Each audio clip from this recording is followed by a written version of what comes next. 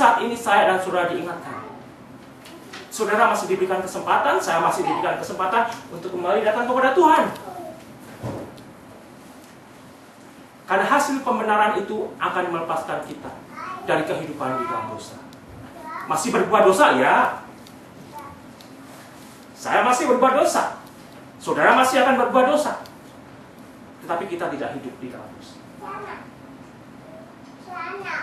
Di situ sudah kembali sebetulnya saya dan saudara kembali melalui firman Tuhan ini diingatkan dan diarahkan. Melalui Roma 6, 7, dan 8. Kalau saudara mau baca dalam satu kali bacaan, 6, 7, 8, baca 3, 5 kali, saudara, akan lebih indah bagi hidup saya dan hidup saudara. Sekali-kali tidak, bagaimana kita yang masih dapat hidup, bagaimana saya dan saudara yang sudah dibenarkan masih hidup di dalam dosa itu tidak. Atau tidak tahukah kamu, termasuk berbicara kepada saya, termasuk berbicara kepada saudara yang sudah dibenarkan dan menyebut diri Kristen, bahwa kita semua telah dibaptis dalam Kristus, telah dibaptis dalam kematiannya. Dengan demikian, kita telah dikuburkan bersama-sama dengan Kristus oleh baptisan dalam kematian. Supaya apa, saudara? Supaya sama seperti Kristus telah dibangkitkan dari antara orang mati oleh kemuliaan Bapa, apa bagian kita sebagai orang percaya, demikian juga kita baca bersama, demikian juga kita akan hidup dalam hidup yang baru. Saya dan saudara dan mereka yang sudah dibenarkan, seperti yang firman Tuhan katakan, kita akan hidup di dalam satu kehidupan yang baru. Kembali, seolah-olah teori. Tetapi ini bukan teori. Ini firman Tuhan yang melampaui akal pengertian dan kemampuan saya, yang akan melampaui akal pikiran dan kemampuan saudara. Bagaimana ini bisa terjadi, saudara? Hal-hal yang rohani tidak bisa kita nilai dengan kemampuan akal budi kita. Ada hal yang bisa kita support dengan ilmu pengetahuan. Tapi ada kalanya saya dan saudara memang harus berserah total kepada firman Tuhan untuk Tuhan mengerjakannya yang kita terima di dalam iman. Yang saya dan saudara hanya lihat mustahil. Mustahil. Tapi tidak mustahil bagi Allah yang berfirman. Kalau Allah yang berfirman mustahil, saudara, firman Tuhan ini tidak akan berfirman. Yang membuat mustahil akan saya yang mungkin tidak mau untuk menerima. Sehingga kembali dari sini saya kembali harus diingatkan. Dan bila ini membawa kepada saudara juga, bahwa saya dan saudara sebetulnya saat ini sudah diberikan satu kehidupan yang baru. Tidak lagi hidup di dalam kuasa dosa. Kita masih berdosa, iya. Selama saya mendiami tubuh duniawi ini, saya akan masih tetap berdosa. Tidak ada jaminannya saya akan sempurna. Jangan disalah mengerti. Tetapi saya dan saudara memang sudah mematikan, menyalibkan di dalam Kristus Yesus kehidupan di dalam dosa ini. Saya tidak bisa menjelaskan lebih lanjut. Biar saudara berdoa agar Tuhan sendiri berbicara dan menjelaskan kepada saudara. Sehingga dari sudut saudara kita boleh lanjutkan lagi di bagian berikutnya. Saya dan saudara sudah disatukan oleh Kristus. Dan dari situ kembali, saya dan saudara juga sebetulnya diberikan janji yang indah. Di ayat kelima. Sebab jika kita telah menjadi satu dengan apa yang sama dengan kematiannya, kita juga akan menjadi satu dengan apa yang sama dengan kebangkitan. Saya dan saudara akan dibangkitkan. Jika saya dan saudara sudah dibenarkan dalam Kristus.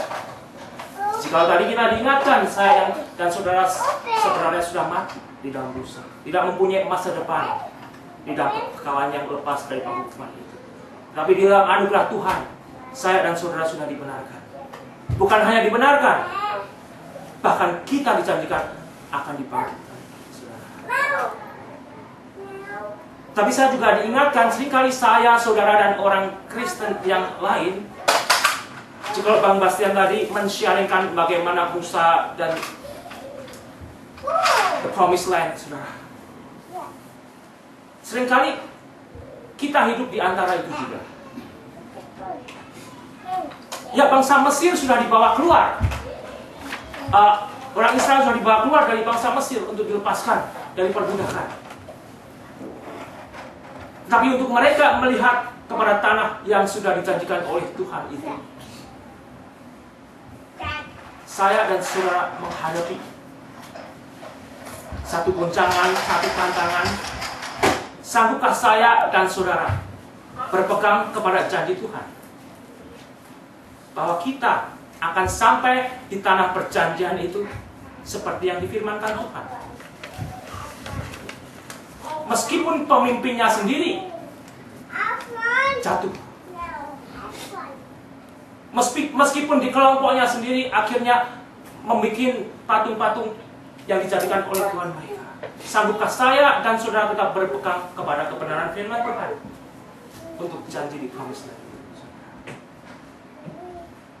Demikian juga saya diingatkan, kita merayakan, mengingat akan kematian Tuhan Yesus di Good Friday. Tetapi hidup saya dan hidup saudara stay di situ, saudara.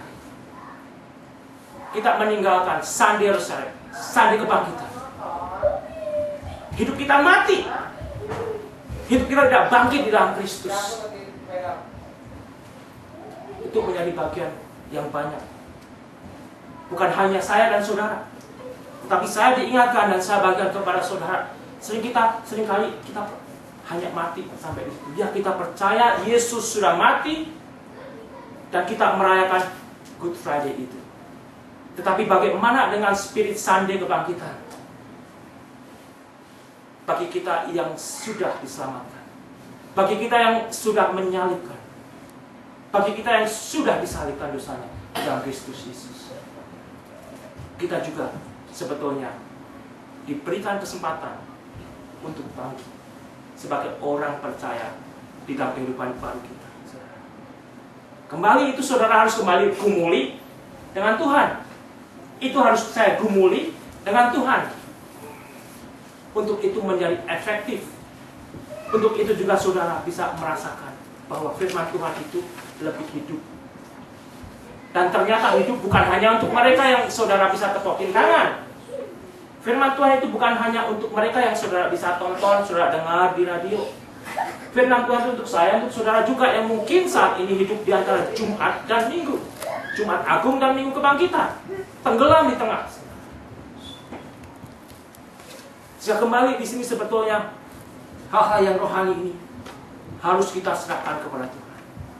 Ya Tuhan, firman-Mu ya dan benar. Bawa aku masuk ke dalamnya. Hal-hal yang rohani kembali. Jangan berharap saudara bisa melakukannya sendiri. Jangan harap saya bisa melakukannya sendiri. Tetapi berharaplah yang menjanjikan itu setia. Datang kepada yang menjanjikan, Tuhan Yesus. Saudara rasakan, jikalau saudara benar-benar mau mencari Tuhan, mau mencari kehendaknya, nah, biar saudara sendiri yang merasakan bagaimana Tuhan boleh bekerja. Karena saudara mengundang Tuhan bekerja untuk merubah hal-hal yang tidak mungkin, hal-hal yang oleh saudara-saudara, tetangga saudara tidak mungkin kamu bakal berubah. Hidup kamu jorok begitu. Tetapi yang tidak mungkin itu akan jadi mungkin karena pekerjaan Tuhan, saudara. Karena kita tahu bahwa manusia lama kita telah turut disalibkan supaya tubuh dosa kita hilang kuasanya. Agar dikatakan apa, saudara? Jangan kita menghambakan diri lagi kepada dosa. Jangan kita lagi menghambakan diri kepada dosa. Di dalam hidup baru, siapa hamba saudara? Menghambakan kepada siapa, saudara? Hanya ada dua sebetulnya. Kepada dosa, kegelapan, atau saudara akan menghamba kepada Tuhan. Kepada siapa saya